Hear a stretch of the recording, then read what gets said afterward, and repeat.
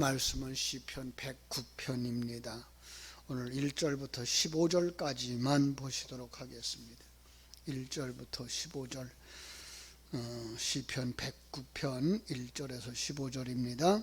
찾으셨으면 함께 읽겠습니다. 내가 찬양하는 하나님이여 잠잠하지 마옵소서.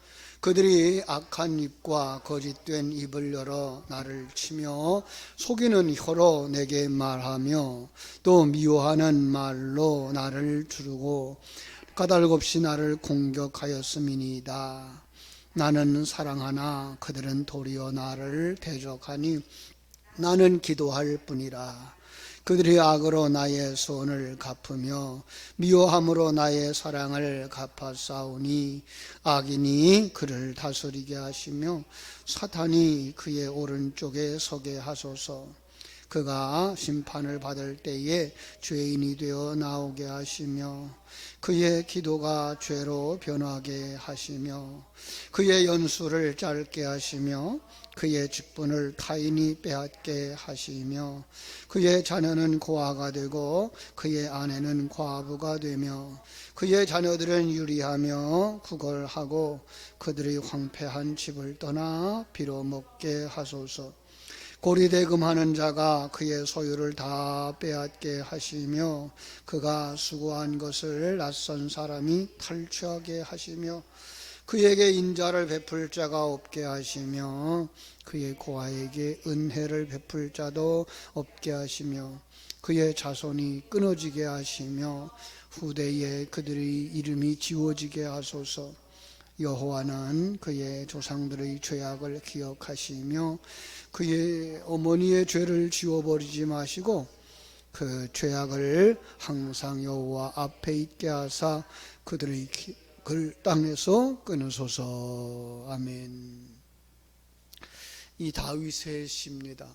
다윗의 시 109편 아마 35편과 39편과 함께 그 의인의 고통을 노래한 것이에요.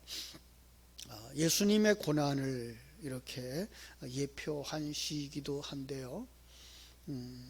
이 시의 배경은 그 잔인한 원수의 핍박을 호소하는 시로서 사울이나 또는 도액에게 그 핍박을 받았던 때 이 다윗이 지은 시라고 이렇게 기억됩니다. 다윗은 그 믿음의 조상들이 살아왔던 삶을 생각하면서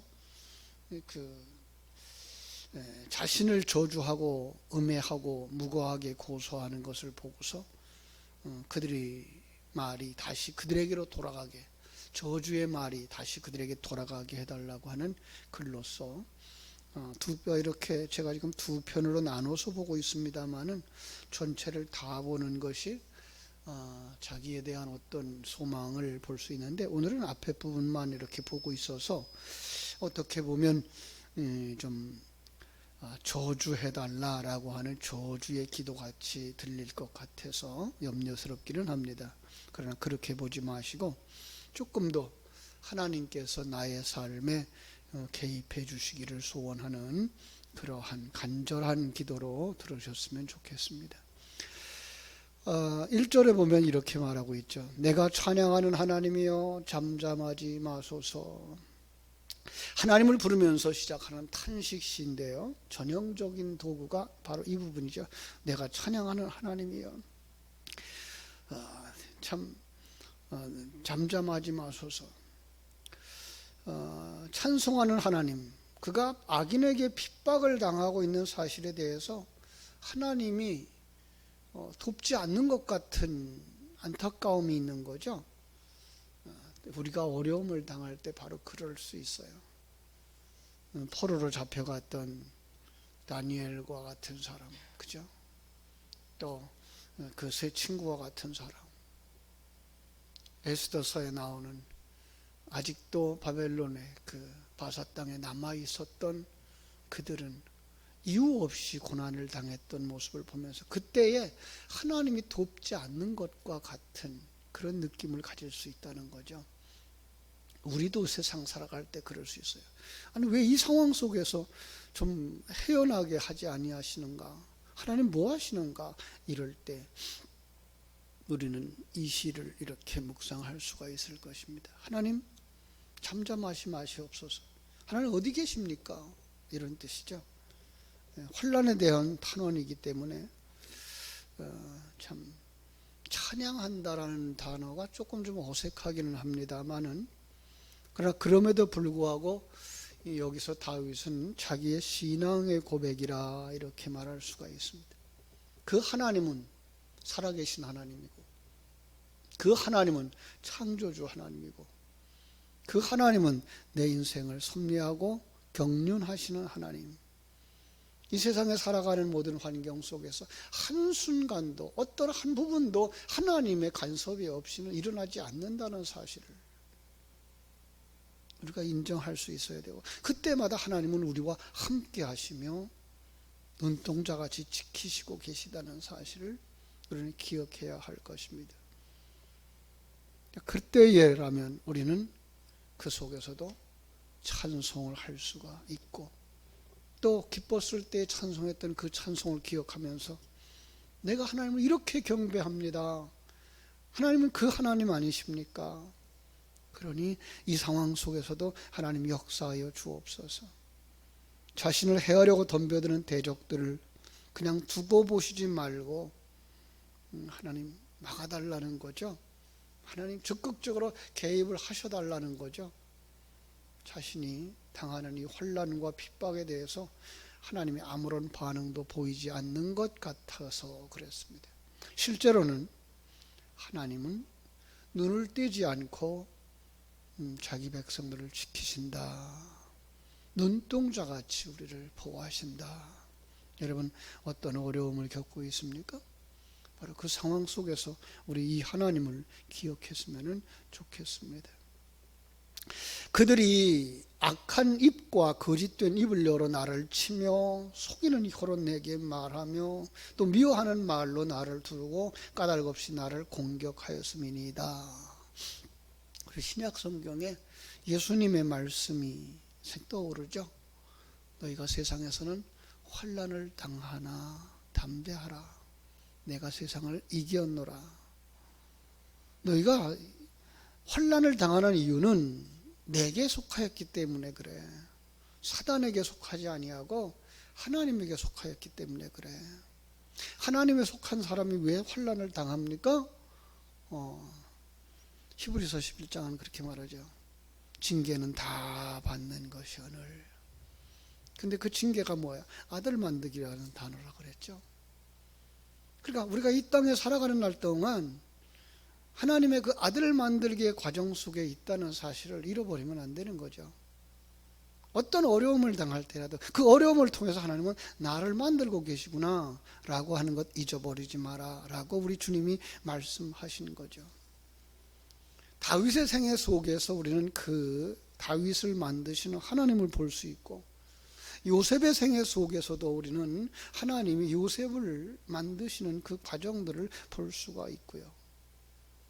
바울 사도를 하나님께서 하나님의 종으로 만드시기 위해서 거쳐왔던 그 과정도 우리는 알 수가 있습니다. 그런 과정들, 그런 힘든 과정들, 그런 어려운 역경들, 고통스러운 일들도 나를 만드시는 하나님의 손길이라는 것을 볼 수 있을 때 우리는 그 하나님을 믿고 그 하나님의 일하심이 간증거리가 되어지고 찬송거리가 되어질 수 있다는 사실 앞에서 우리는 정말 세상은 우리를 대적하고 있지만, 악한 것들은 우리를 대적하고 있지만 우리는 결코 그들에게 어떻게 한다고요? 나는 사랑하나. 사랑으로 대할 수 있어야 된다라고 말씀하고 있습니다. 다윗은 사울에게도 이렇게 해함을 당했고요. 압살롬의 반역도 볼 수가 있고요. 시므온을 통해서도 고통을 당했던 것을 기억합니다. 우리 주님께서도 이 세상에서 한 번도 참 편안할 날이 없었던 것 우리가 기억합니다. 유대인들로부터 엄청난 비난과 저주를 받은 그런 일들이었죠. 심지어 귀신에게 속하여서 귀신의 힘을 빙자해서 능력을 행한다는 말까지 들은 그러한 우리 주님이셨습니다. 단순한 비방을 넘어서 참 미워하고 이유 없이 핍박하고 결국은 그런 말미암아 십자가에서 죽음을 당했죠. 여러분, 그때에 하나님 졸고 계셨을까요? 아니요. 하나님 그 시간에도 함께 하셨고, 그죠? 그를 보호하셨고 그를 인도하셨다는 사실을 생각하면서 거기서 어떻게 살아요? 나는 사랑했습니다. 나는 그들을 사랑했다. 어떻게 가능합니까? 하나님의 일을 내다보았기 때문에 가능한 겁니다. 하나님의 계획 속에 있는 자신을 보기 때문에 가능한 겁니다. 이 세상이 전부가 아니고 이 짧은 인생이 전부가 아닌 것을 내다보았기 때문에 그래서 그들을 사랑할 수 있는 겁니다. 그런데 그들은 어떻게 해요? 4절 5절 나는 사랑하나 그들은 도리어 나를 대적하니 나는 기도할 뿐이라. 그들이 악으로 나의 선을 갚으며 미워함으로 나의 사랑을 갚았습니다. 안타까울 뿐이죠. 그죠? 사울이 다윗을 죽이려고 했던 그런 상황, 다윗은 말합니다. 나는 기도할 뿐이라. 온갖 참 공격을 다 당할 때도 악으로 악을 갚지 않는 바로 그 믿음의 사람, 어떻게 보면 예수 그리스도의 예표이기 때문에 또 그랬을 수도 있고요. 그죠? 그런데 그때마다 자기의 억울함을 하나님께 호소함으로써 하나님의 뜻이 이루어지기를 소원했다라고 하는 사실을 우리가 알 수가 있습니다. 우리가 이 세상 다 살아갈 때 때로는 이유 없이 손해를 보죠. 부당한 대우를 받을 때도 있죠. 그걸 보복하려고 하는 게 쉬우나 모든 것을 하나님께 맡기고 선으로서 악을 이기는 성도들, 바로 그것이 성도의 바른 자세라고 하는 걸 다시 한번 이 새벽에 묵상했으면 좋겠습니다. 그럼에도 불구하고 계속해서 그런 대적을 저주하는 글로 이어집니다. 6절 악인이 그를 다스리게 하시며 사탄이 그의 오르는 쪽에 서게 하소서. 이 유다에게 사단이 들어갈 것을 예언하고 있다고 보는 분들도 계셔요. 역시 그럴 수도 있어요. 왜요? 그것조차도 예수님을 예수님 되게 하는 도구로 쓰이고 있었기 때문에. 그죠? 이사야도 이러한 악인의 특성을 말했거든요. 이사야서 26장 10절을 보면은 악인은 은총을 입을지라도 의를 배우지 아니하며 정직한 땅에서 불의를 행하고 여호와의 위엄을 돌아보지 아니하는도다. 참 하나님의 택함을 입지 아니하면 그 악한 자리에서 떠나는 것이 쉽지 않고요. 떠날 수가 없어요. 사단의 올무에서 벗어날 수가 없어요. 하나님의 은혜를 입어야 되죠. 우리가 그랬잖아요. 우리가 하나님의 은혜를 입은 사람들이기 때문에 그 세상적인 가치관을 버려버리고, 그죠? 아브라함처럼 대대로 살아오던 그 본토, 아비집, 가업 다 버리고 떠날 수 있었던 것, 그죠? 하나님 앞에 은혜를 입은 자들이기 때문에 가능한 거죠. 그게 믿음이라는 걸 믿음의 조상 아브라함을 통해서 우리에게 보여주고 있는 거죠. 그들은 어떻게 돼요? 그들은 사단의 편에 속해 있는 거예요. 사단에게 묶여 있는 거예요. 마치 이스라엘 백성들이 애굽에서 430년 동안 묶여서 살았던 것처럼 말입니다.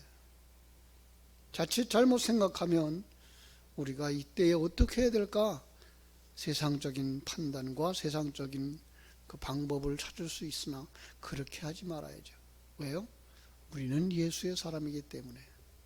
우리는 우리 자신들이 그런 자리에서 나온 은혜 입은 자들이기 때문에.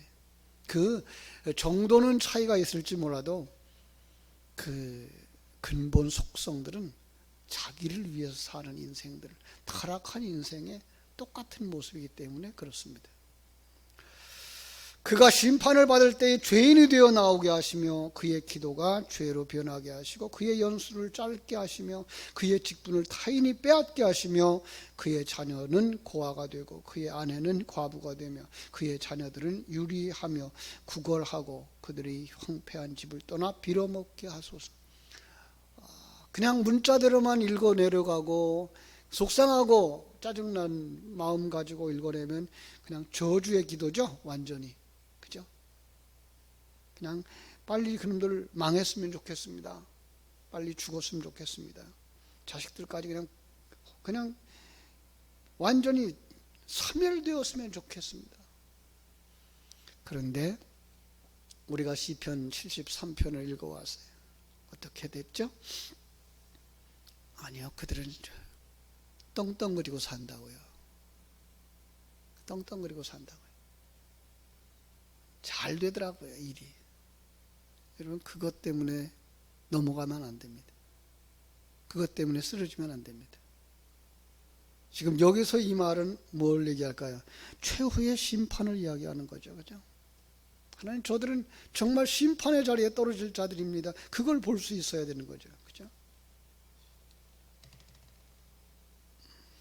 한 사람, 악한 사람을 보고 그 사람 빨리 죽었으면 좋겠다, 이렇게 해석하면 좀 그래요.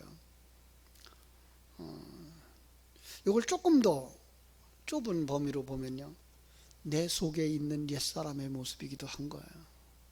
우리 속에도 이런 악함이 있다고요. 옛사람이라고 하는.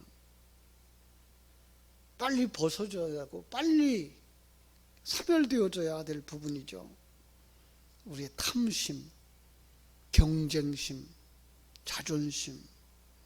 바울 사도는 이걸 갖다 뭐라 그래요? 사망의 몸. 오라는 곤고한 사람이로다. 이 사망의 몸에서 누가 나를 건져내려. 이 사망의 몸이 뭐라 그랬죠? 내가 사람을 해쳤을 때, 어떤 죄인이 사람을 해쳤을 때 그 죄인과 죽은 자를 함께 묶어놓는. 함께 묶어놓으면 이 사람의 시간이 지나면 지날수록 어떻게 돼요? 썩어져 가는 거죠. 이게 뭐예요? 구원받은 우리와 옛사람이 하나 되어져 있는 모습이라고요. 이거 빨리 떨어져야 되는데, 이 탐심이 빨리 없어져야 되는데, 이 경쟁심, 이 자존심, 그죠? 이게가 안 떨어지는 거예요. 바울 사도는 나이 먹어서 로마서를 쓰면서도 그런 탄식을 했던 것처럼 우리 속에 아직도 남아있는 옛사람의 속성 빨리 떨어지게 하소서. 그게 그렇게 악한 거예요. 그래서 이걸 남으로만 보지 말고 오늘 누구라고 보자고요? 내 속에 있는 옛사람의 모습으로 보자. 그러면 어떻게 돼요? 이거 빨리 사멸시켜야 되는데, 빨리 멸망시켜야 되는데, 빨리 떼어놔야 되는데, 그죠? 그래서 구절을 말하죠. 그죠? 구절을 뭐라고 말합니까?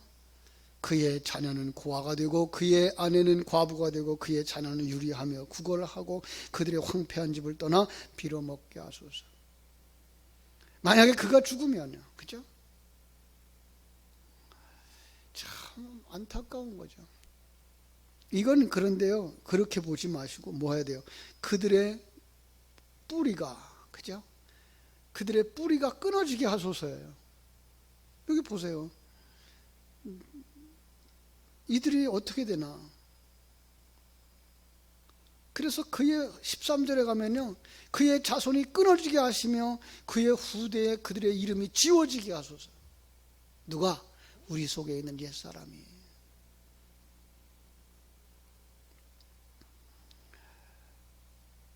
하나님 우리에게 주신 큰 은혜는 바로 그 속에서 살던 우리를 건져내셨다는 거예요.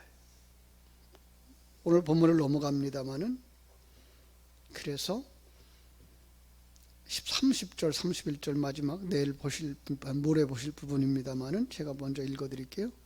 내가 입으로 여호와께 크게 감사하며 많은 사람 중에서 찬송하리니 그가 궁핍한 자의 오른쪽에 솟아 그의 영혼을 심판하려 하시는 자들에게서 구원하실 것임이니이다. 그죠? 크게 보면 다윗이 그 압제당하고 다윗을 해하려고 하는 사람들 가운데에서 그들을 멸망시키고 다윗을 구원하신 것처럼 애굽의 그 바로와 군대가 그들을 쫓아오는데 그들을 물에다 사장시키고 그 가운데에서 하나님의 백성들을 건져내시는 것처럼 우리 이 세상과 사단이 옛사람이 되어지고 우리의 대적이 되어져서 우리를 자라지 못하게 하고 성장하지 못하게 하고 성숙하지 못하게 만들지만 하나님은 그 속에서 나를, 새 생명을, 하나님의 사람을 구원하시는 그 일이 일어날 것을 바라보면 우리는 세상만 원망하고 있을 것이 아니라 내 속에도 이렇게 악하고 이렇게 고질적인 죄악의 모습이 남아있구나. 그거 벗어버려야지. 그러기 위해서 어떻게 돼요? 기도해야 되고요. 그래서 어떻게 돼요? 진리의 말씀으로 채우셔야 돼요.